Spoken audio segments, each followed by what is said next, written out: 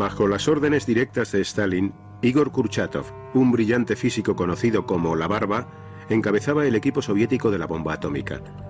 Estaban decididos a acabar con el monopolio atómico que ejercía Estados Unidos desde la guerra.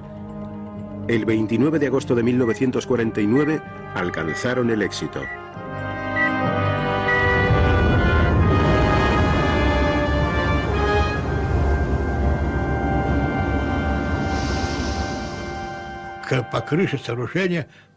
Llegó la onda de choque y tocó en el techo del búnker. 1, 2. Como si fuera el genio de la lámpara liberado por nosotros, nos daba una palmadita y las gracias por haberle liberado de su largo cautiverio. Era el inicio de la carrera nuclear.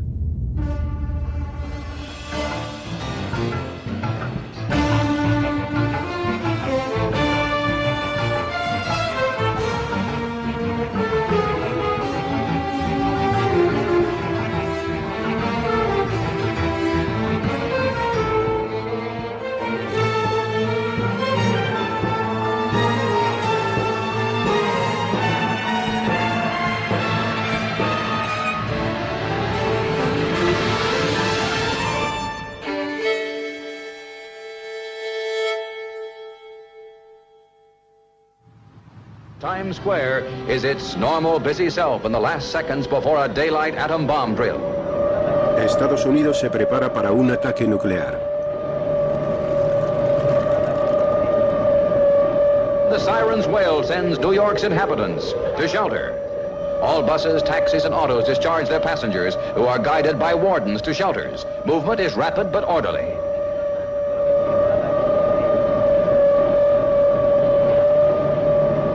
Housewives draw shades and turn off gas before proceeding to shelter zones in their own buildings. New York's subways provide most of the public shelters. Times Square is deserted 2 minutes after the alert. La velocidad con la que los soviéticos habían logrado la bomba atómica dejó atónitos a los estadounidenses. Creo que lo que más nos sorprendió fue que, considerando los destrozos ocurridos en la Unión Soviética a consecuencia de la Segunda Guerra Mundial, no creíamos que fueran capaces de reunir la infraestructura necesaria para desarrollar la bomba. Pero sí lo hicieron. Y claramente se nos habían metido hasta en los pantalones. Fuimos descubriendo lo bien que se habían infiltrado en todo el proyecto Manhattan. Algunos de los científicos que trabajaron en la primera bomba atómica estadounidense, el proyecto Manhattan, opinaban que los Estados Unidos no debía ostentar el monopolio de las armas nucleares.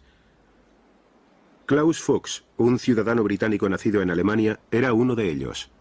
La gente le usaba de canguro. Era muy educado, una persona muy discreta. No teníamos ni la menor idea de que tuviese esa doble personalidad o ese doble interés. En enero de 1950, Fuchs fue arrestado en Londres y acusado de pasar los diseños de la bomba atómica a la Unión Soviética. Fue sentenciado a 14 años por espionaje.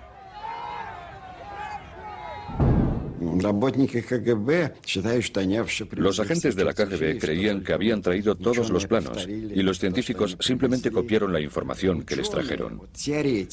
Los científicos dijeron que los datos de espionaje eran muy importantes. Los ingenieros mostraron menos entusiasmo. Dijeron, ¿y qué si tenemos la información? ¿Cómo hacerla? ¿Cómo usarla? Eso no estaba claro. Estados Unidos acudió a sus científicos para recuperar la ventaja. En los laboratorios nucleares de Los Álamos planificaron la bomba de hidrógeno. En aquel momento nos parecía que el rendimiento de la bomba atómica estaba limitado aproximadamente al rendimiento que se obtuvo en la guerra contra Japón, mientras que con la bomba de hidrógeno el rendimiento era absolutamente ilimitado. En concreto, nos parecía que la bomba de hidrógeno era 1000 veces más potente que la bomba atómica, igual que la bomba atómica había sido 1000 veces más potente que las bombas químicas utilizadas en la Segunda Guerra Mundial. Este enorme poder destructivo impactó a Robert Oppenheimer, antiguo líder del Proyecto Manhattan. Él y varios de sus colegas sostenían que tales armas ponían al mundo entero en peligro. If there's another world war, this civilization may go under. We need to ask ourselves whether we're doing everything we can to avert that. Estados Unidos temía que si ellos no fabricaban una bomba H, los rusos lo harían. El presidente Truman dio el visto bueno. El atolón Nehuito en el Pacífico fue el lugar escogido para albergar la primera explosión termonuclear del mundo. En 1952 la operación Ivy estaba lista. Requería un inmenso sistema de refrigeración, pesaba más de 82 toneladas y tenía 6 metros de altura. In less than a minute, you will see the most powerful explosion ever witnessed by human eyes. The blast will come out of the horizon just about there. And this is the significance of the moment. This is the first full-scale test of a hydrogen device. If the reaction goes, we're in the thermonuclear era. For the sake of all of us, and for the sake of our country, I know that you join me in wishing this expedition well. It is now 30 seconds to zero time. Put on goggles or turn away. Do not remove goggles or face burst until 10 seconds after the first light. Minus 10 seconds. 9er, 8, 7, 6, 5er, 4, 3, 2, 1, T0. El 1 de noviembre de 1952, la primera bomba de hidrógeno del mundo explotó con una fuerza equivalente a más de 10 millones de toneladas de TNT. 1000 veces la potencia de la bomba lanzada sobre Hiroshima. Uno no sabe lo que es el calor hasta que sientes el de una bomba de hidrógeno de 10 megatones. No para. El calor va subiendo más y más. Y empiezas a preocuparte, aunque estés a unos 30 kilómetros de distancia. Por supuesto, la isla entera desapareció, lo cual fue muy impresionante, y la laguna entera tenía un color blanco lechoso. Luego nos pidieron que fuésemos a recoger muestras, así que nos subimos a una lanchita con unos cubos y fuimos hacia el cráter cogiendo el material radiactivo para llevárselo a los químicos y que lo analizaran, y así poder establecer el rendimiento. Pero éramos jóvenes y fue muy divertido. Mientras Estados Unidos desarrollaba la bomba de hidrógeno, una guerra convencional había estallado en Asia. Korea is a small country, thousands of miles away. But what is happening there is important to every American. The fact that communist forces have invaded Korea is a warning that there may be similar acts of aggression in other parts of the world. El Congreso aprobó un aumento de 40.000 millones de dólares en el presupuesto de defensa. Truman, reacio a volver a utilizar armas nucleares en Asia, luchó contra los comunistas de Corea con armas convencionales.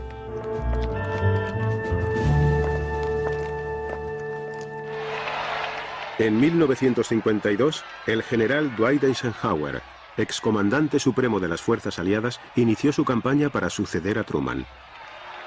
Ike estaba decidido a no dejarse atrapar por más guerras convencionales. Opinaba que era mejor amenazar con el arsenal nuclear estadounidense para amedrentar a sus enemigos. Además, ofrecía más bombazo por menos dinero. Se le advirtió a Moscú que si proseguían las agresiones podría haber una gran represalia. En 1954 Rusia estaba cambiando. Stalin había muerto y existía una lucha por el poder entre Nikita Khrushchev y Georgi Malenkov. Маленков сказал, что мы должны предостеречь человечество. Malenkov decía, debemos alertar a nuestro pueblo y a toda la humanidad de que la guerra nuclear amenaza a todos con la aniquilación.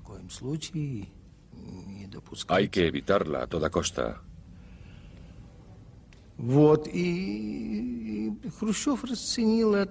Pero Khrushchev lo veía como un intento de desarmar y debilitar al pueblo soviético.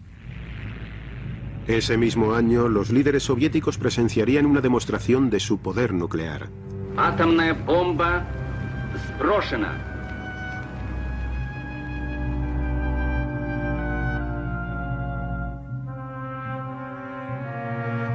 Una bomba atómica de 20 kilotones fue lanzada sobre unas maniobras militares en Totskoye, en los Urales. Внимание! Идет ударная волна.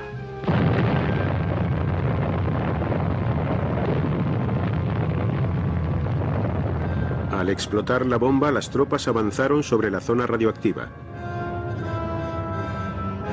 El Ejército Rojo se preparaba para la guerra nuclear.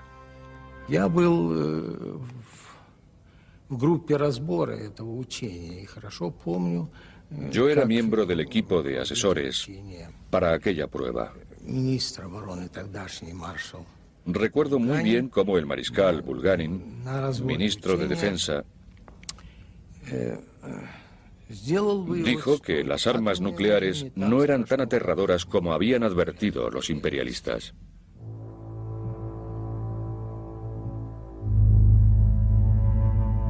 Las pruebas estadounidenses en el Pacífico continuaron.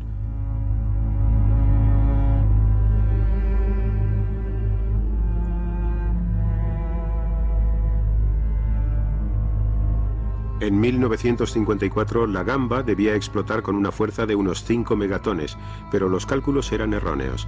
El viento propagó la radioactividad mucho más lejos de lo esperado. No estábamos preparados para tanta potencia, de modo que la zona de alcance fue mucho mayor. Y por desgracia, había un pesquero japonés, creo que se llamaba el Dragón de la Suerte, sobre el que cayó parte de la radiactividad. No tenían ninguna información de qué era aquello, y estaban muy lejos. Y antes de poder enviarles la información, o detectarle siquiera, algunos tripulantes sufrieron los efectos de la radiación. Los pescadores se encontraban a más de 130 kilómetros de distancia cuando se vieron engullidos por una nube de polvo radioactivo. Una vez más, los japoneses han sido envenenados con las cenizas de la muerte, titulaba un periódico japonés. Los 23 tripulantes enfermaron y uno murió. Me pareció una desgracia que unos seres humanos hubiesen resultado afectados. Pero la gente sufre daños con toda clase de cosas. No entiendo por qué la reacción del público fue tan grande. Tal vez porque la prensa tiene un efecto tremendo sobre la opinión pública. Pero no era solo la prensa. Un excientífico de Los Álamos también estaba preocupado.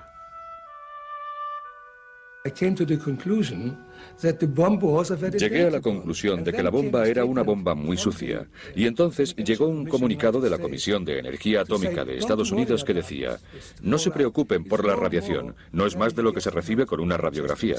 Resulta que yo sabía cuánto se recibe con una radiografía y me alarmé muchísimo. Varios de los principales científicos del mundo compartían esta preocupación. Junto al filósofo británico Bertrand Russell, pusieron sus nombres en un manifiesto. There lies before us, if we choose, continual progress in happiness, knowledge and wisdom.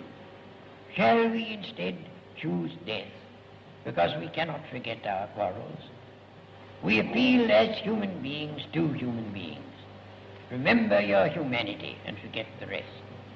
If you can do so, the way lies open to a new paradise. If you cannot, there lies before you the risk of universal death.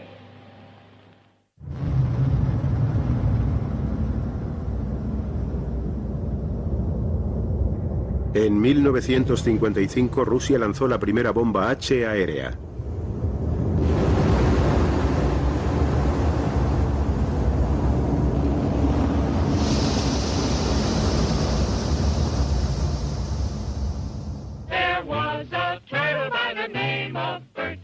Bert the turtle was very when danger threatened him, he never got hurt. He knew just what to do. He ducked and covered. Now, you and I don't have shells to crawl into like Bert the Turtle, so we have to cover up in our own way. First, you duck, and then you cover. And very tightly, you cover the back of your neck. Nos metíamos debajo del pupitre y nos quedábamos allí hasta que nos ordenaban salir. O en algunos casos, en algunas clases, había guardarropas a un lado y entrábamos, cogíamos el abrigo, salíamos al pasillo y literalmente nos acurrucábamos contra la pared. Remember what to do, friends. Now tell me right out loud. What are you supposed to do when you see the flash?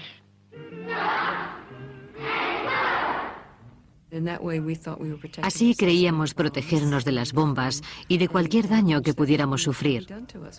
Nos sentíamos totalmente seguros y protegidos.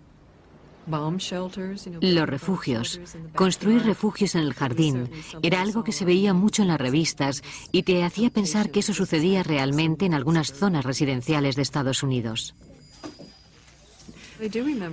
Recuerdo que pensábamos en zonas de nuestra casa en la que esos enemigos, esos rusos, jamás nos encontrarían y donde estaríamos muy a salvo para siempre.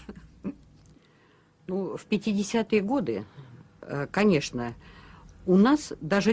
los años 50, ni se nos pasaba por la mente que los americanos tuviesen miedo de una invasión soviética.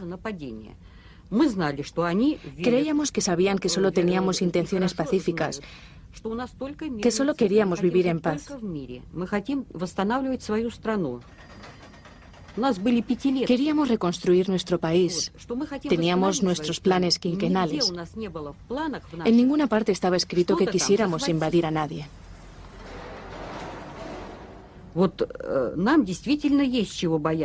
Creíamos que nosotros sí teníamos algo que temer, porque ellos eran capitalistas y eso era algo terrible para nosotros. Creíamos que le chupaban la sangre a los trabajadores. Ni se nos pasaba por la mente que los americanos tuviesen miedo de nosotros. En el verano de 1955, las grandes potencias se reunieron en Ginebra. La delegación rusa estaba encabezada por el mariscal Bulganin y Nikita Khrushchev.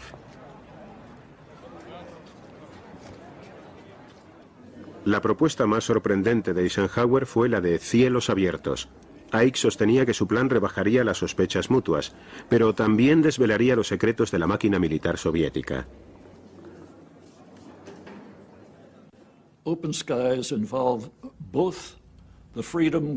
Cielos abiertos contemplaba la libertad para sobrevolar al enemigo y observar, fotografiar y observar lo que pasaba,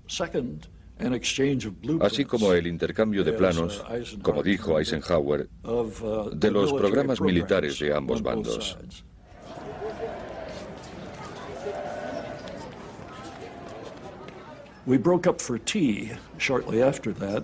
Paramos para tomar el té al poco rato, y cuando estábamos ahí de pie, Khrushchev se acercó a Eisenhower de forma furtiva, como hacía él, y dijo: "Niet, niet, niet.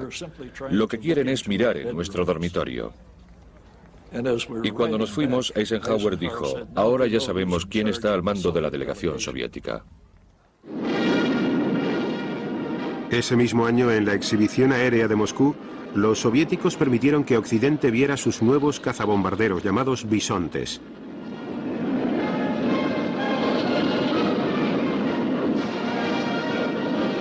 Además, por encima volaban 10 aviones de largo alcance Tu-95, capaces de llevar una bomba nuclear hasta Estados Unidos.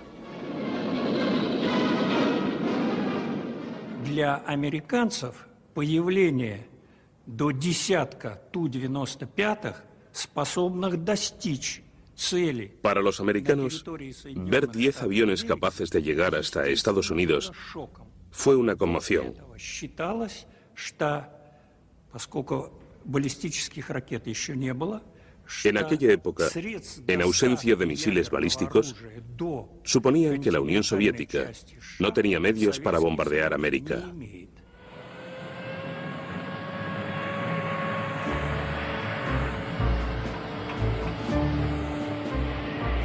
En respuesta al miedo por el desequilibrio de bombarderos, Ike dobló la producción de los B-52.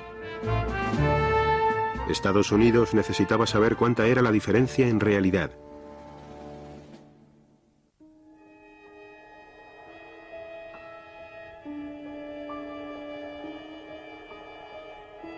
En California se estaba estrenando un avión de reconocimiento fotográfico secreto. Estaba diseñado para volar a 17.000 pies fuera del alcance de los cazas y los misiles antiaéreos. Era el U-2.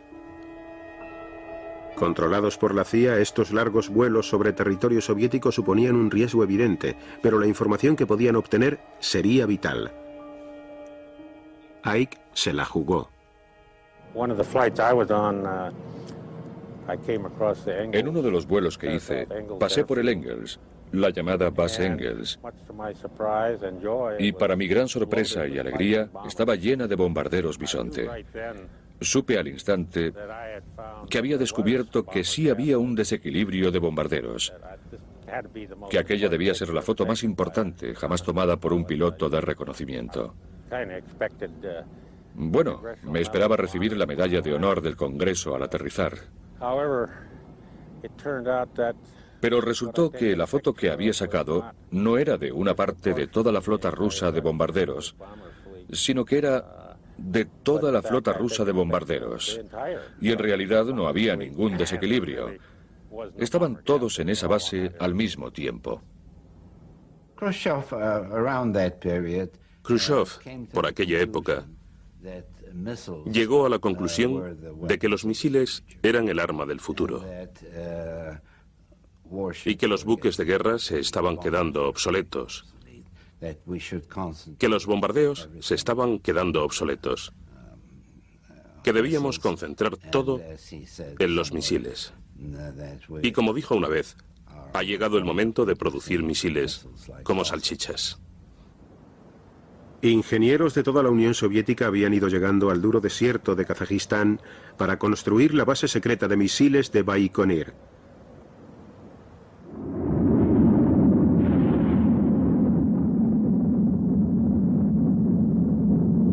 El 15 de mayo de 1957 empezaron a probar el primer misil balístico intercontinental del mundo, un ICBM. Teníamos que guardar un secreto tan estricto que no podíamos mencionar la palabra misiles ni entre nosotros mismos. Lo llamábamos el mecanismo, el producto. Lo llamábamos querido. Ese romanticismo nos ayudaba a vivir, a seguir adelante. Producir misiles era solo el primer paso. El siguiente sorprendería al mundo entero.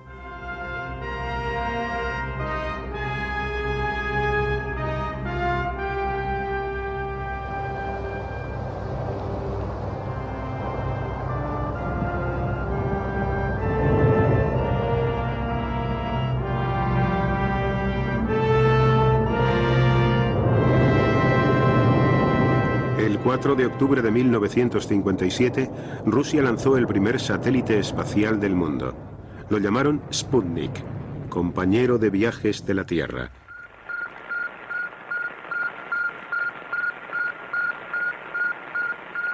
Los estadounidenses daban por sentado que su país era el más rico y el más avanzado tecnológicamente del mundo. Ahora, con el Sputnik en la órbita de la Tierra, todo eso cambió. Rusia había ganado la primera prueba de la carrera espacial. Por todas partes, ojos y oídos se volvieron hacia el cielo.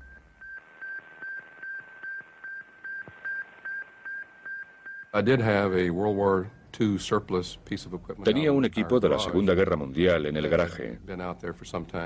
Llevaba allí un tiempo sin usarse y era demasiado pesado para meterlo en casa, de modo que lo encendí. Sintonicé uno de los canales justo por encima de la frecuencia de 20 MHz y muy débil. Al fondo, entre todos los ruidos, pude oír un sonido. Era más como un grillo que un bip, digamos. Para mí fue la confirmación del hecho de que los rusos habían puesto un satélite en órbita. Y ahí, sentado, escuchando esa señal y viendo cómo la aguja se disparaba, no podías evitar que se te pusiera la piel de gallina. El Sputnik causó conmoción en el extranjero. El ejército americano comprendió que la época en que estaban fuera de nuestro alcance había terminado. Una nueva era había empezado. Con el lanzamiento del Sputnik, un arma nuclear no solo podía dar la vuelta al mundo, sino que podía caer donde se le ordenase. Fue una buena sacudida para los nuestros. Casi cundió el pánico al pensar que los soviéticos podían hacer eso y que ello significaba que podían bombardear Estados Unidos con misiles. Eisenhower llevaba años pensándolo y no le pilló por sorpresa. Our satellite program has never been conducted as a race with other nations. Rather, it has been carefully scheduled as part of the scientific work of the International Geophysical Year. I consider our country's satellite program to be well designed and properly scheduled to achieve the scientific purposes for which it was initiated.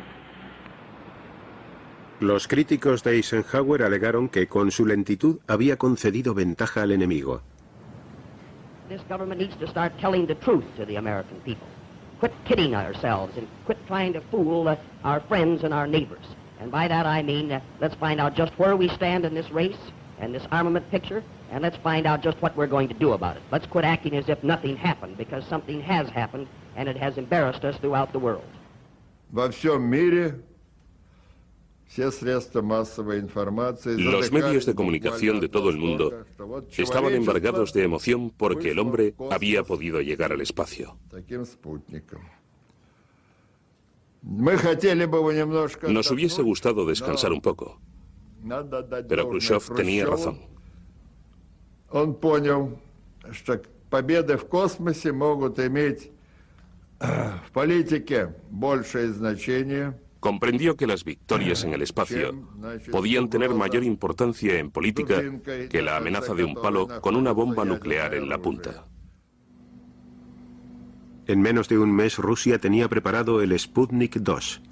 Esta vez llevaba un pasajero, la perra Laika. La opinión pública estadounidense estaba dividida entre el miedo a los misiles soviéticos y la preocupación por la seguridad de la perra, que ellos llamaban Curly. We can only pray in this time of aloneness and suffering for Curly that God will be merciful and speed the end. This voiceless cry of mercy as this satellite spans the earth should be long remembered as a symbol of the torture the animal world must go through. And I don't mean to be facetious at all, but something to be remembered is that there's a female up there circling Mother Earth.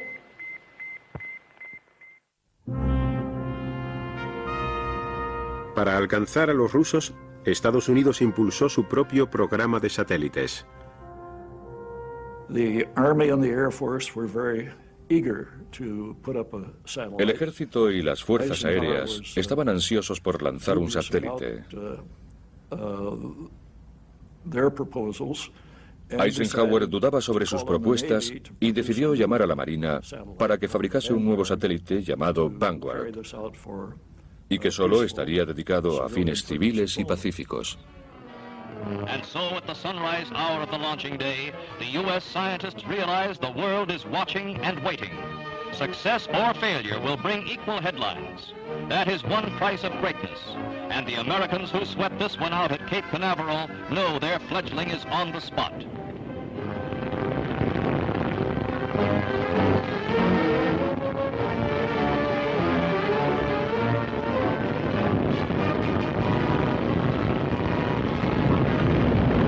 Rising but a few feet, the three-stage 72-foot rocket loses its thrust. The remarkable slow-motion films tell the rest of the story. Fue una humillación nacional. La prensa mundial se cebó. Había que hacer algo urgentemente para restaurar la confianza en la tecnología estadounidense. Al rescate llegó un antiguo científico de cohetes alemán, Werner von Braun. Su equipo había trabajado en un misil militar conocido como el Redstone. A toda prisa le colocaron un satélite Explorer.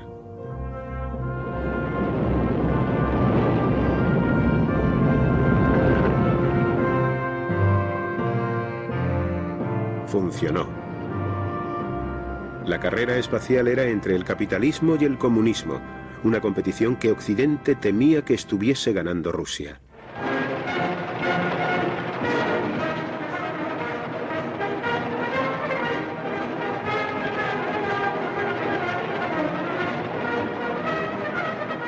Rusia rebosaba orgullo y rindió homenaje a sus nuevos héroes científicos.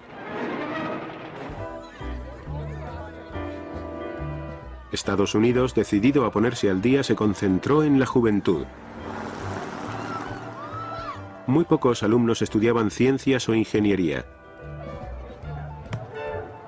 Demasiados se apuntaban a carreras más blandas. Se aprobó la Ley de Educación de Defensa Nacional. Como consecuencia, mi exmarido se hizo ingeniero, mi hermano se hizo ingeniero. La mayoría de las personas que conocía en mi pequeño entorno se hicieron ingenieros. Después de aquello se pasaron a otras cosas, pero estábamos muy condicionados a la hora de pensar que eso era lo que debíamos hacer. En 1959, el vicepresidente Richard Nixon inauguró la Exposición Nacional de Estados Unidos en Moscú. Intentó impresionar a Khrushchev con los avances estadounidenses en la televisión en color. There are some instances where you may be ahead of us. For example, in the development of the thrust of your rockets for the investigation of outer space. There may be some instances, for example, color television, where we're ahead of you. But in order for both of us to benefit, you see, you never concede anything.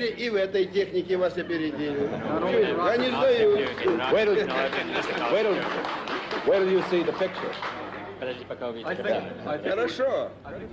Khrushchev visitó Estados Unidos. Era el primer líder comunista en ser invitado.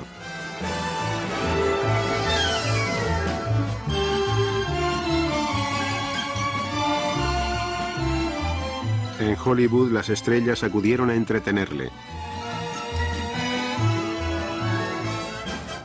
En las calles, la gente le dio una gélida bienvenida.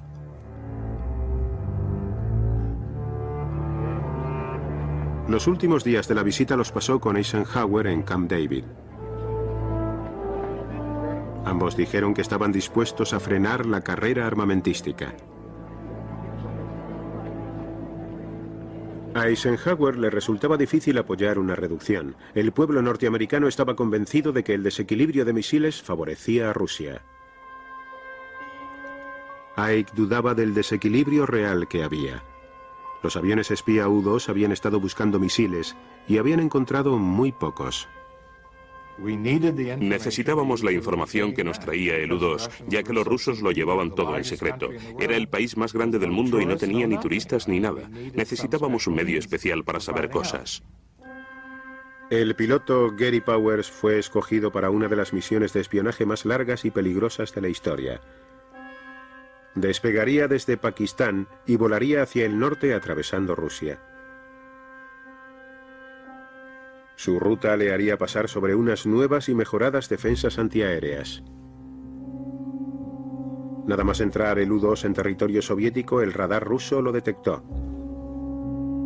Los cazas MiG despegaron, pero no podían llegar tan alto. Se dio la orden de disparar los nuevos misiles S-75.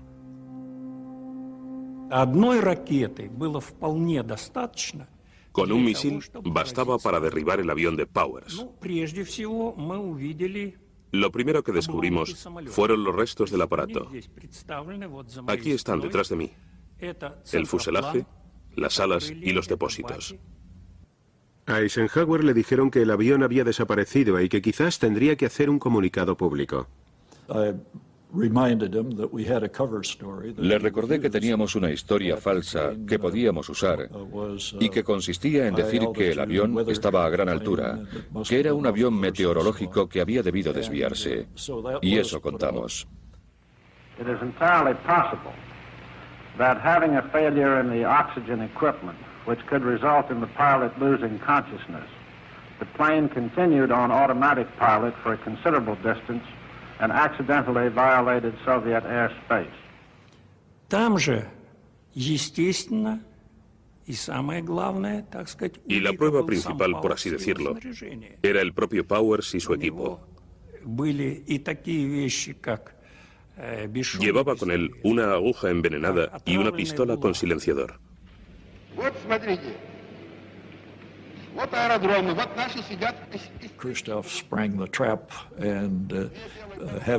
Khrushchev había puesto una trampa y nos había pillado.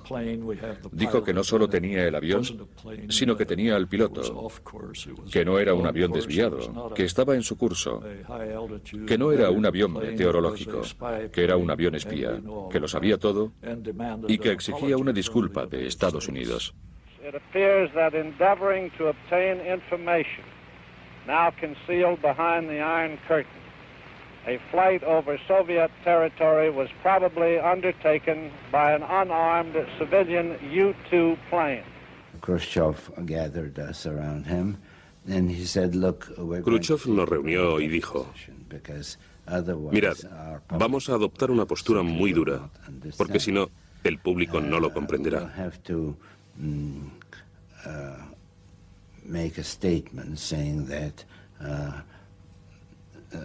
Emitiremos un comunicado diciendo que el presidente debe pedir disculpas, debe castigar a los responsables de estos vuelos y debe decir que no se repetirán nunca más". 2 semanas después de derribar el avión en la largamente esperada cumbre de París, Khrushchev, furioso porque Eisenhower no pedía disculpas, abandonó la reunión.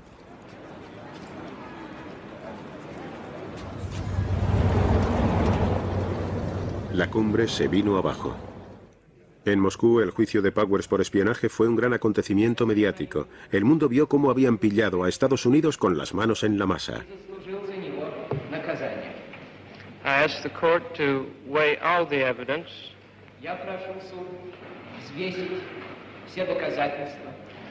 and take into consideration not only the fact that I committed the crime,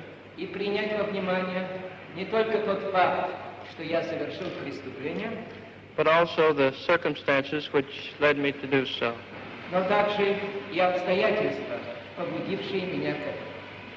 Powers fue condenado a 10 años de cárcel. Khrushchev temía que los vuelos del U-2 hubiesen destapado el farol de su superioridad en los misiles.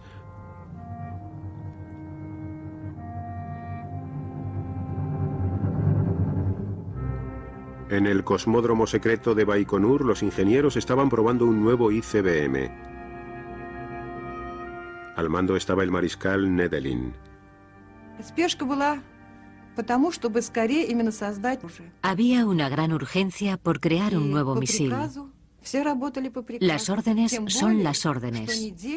Todos obedecían las órdenes. Sobre todo porque Nedelin vigilaba muy de cerca ese proyecto. Se quedó ahí un mes entero supervisando los trabajos. Se sentaba en una silla plegable delante del cohete y metiendo prisa a la gente. Más rápido, más rápido.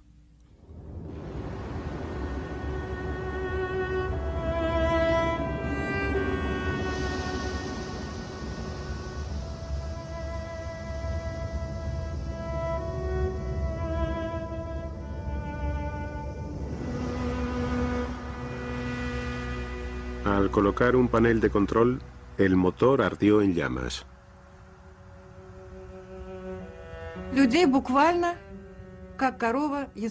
Una lengua de fuego envolvió a la gente. Caían como antorchas humanas desde lo alto del cohete. Los que estaban cerca del cohete murieron al instante. No quedó prácticamente nada.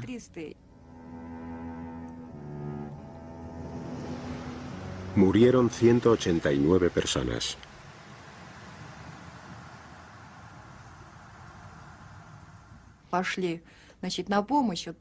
Cuando la gente de mi departamento acudió en su ayuda, lo único que encontraron del mariscal Nedelin era su estrella de mariscal.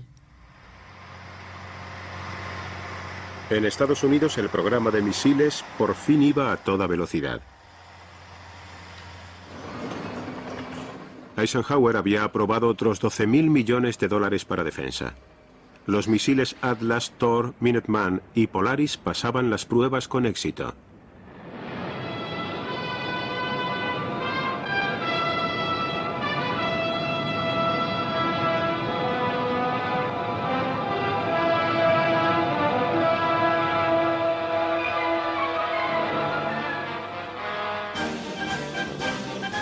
...1961... la banda toca en honor de un nuevo presidente.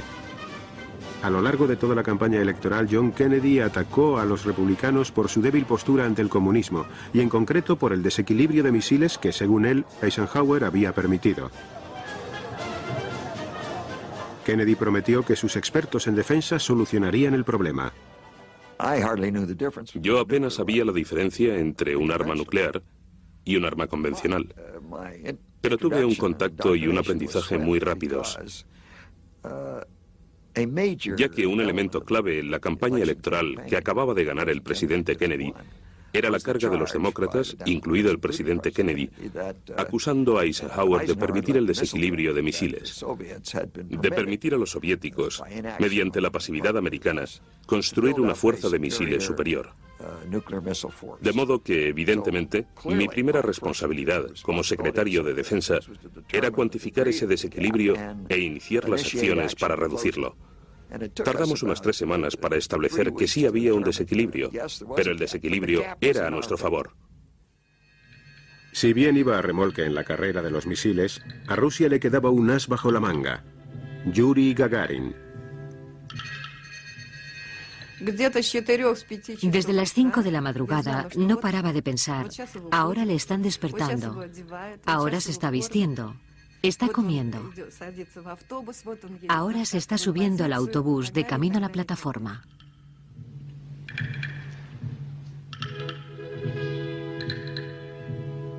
Gagarin había sido escogido para ser el primer hombre en salir al espacio. Detrás de él vemos a su reserva, Girman Titov. Para nosotros era un trabajo corriente. Bueno, no tan corriente porque teníamos que pilotar cohetes y Sputniks, pero estábamos preparados para eso.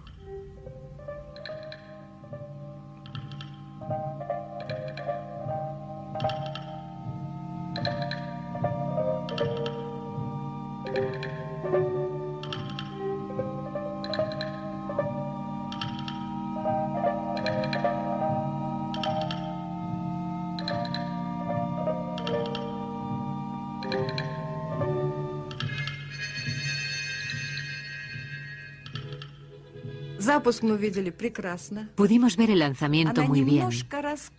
Al principio el cohete empezó a moverse muy poquito y de repente, salió disparado, directo al cielo. Fue de una belleza increíble, sobre todo para nosotros que tanto esfuerzo habíamos puesto en el proyecto.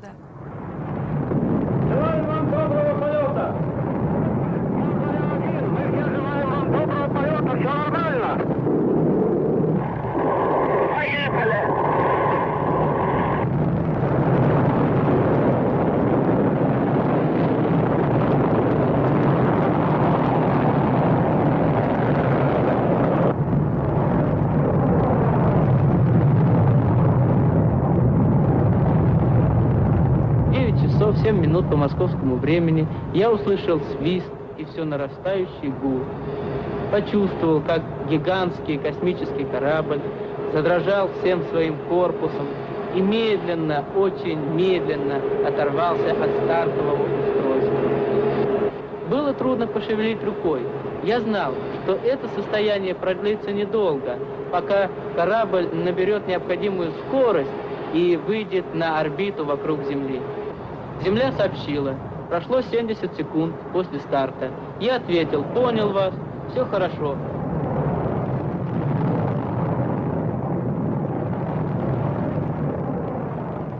Gagarin dio la vuelta a la Tierra. El vuelo había durado 108 minutos. A su regreso fue recibido como un héroe.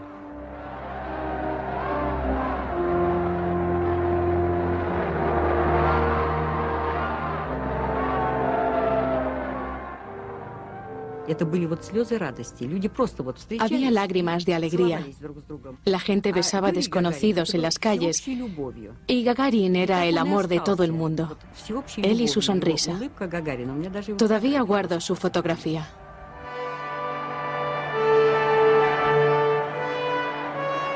Su proeza deleitó a todos los rusos y al mundo entero.